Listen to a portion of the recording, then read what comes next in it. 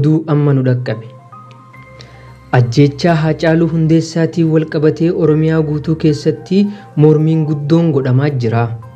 Xinxaalaa siyaasaa Jawaar Mohammadii fi obbo Baqqala Garbaa akkasumas hojjettoota OMN dabalatee eessatti akka hidhan hanga ammaatti wanni beekame hin jiru. Lubbuun namoota hedduu naannoo Oromiyaa keessatti akka ajjeefamee fi miidhaan gahaa akka jiru maddeen keenya nuuf himan.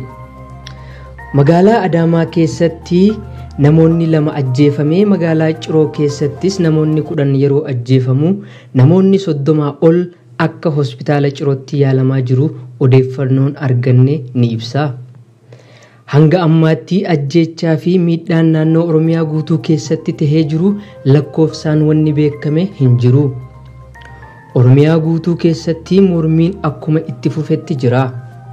Waajirri mootummaa fi konkolaataan mootummaa gubataa akka jiru himama. Biyyiti gara haala hin beekamnee deemaa jirti.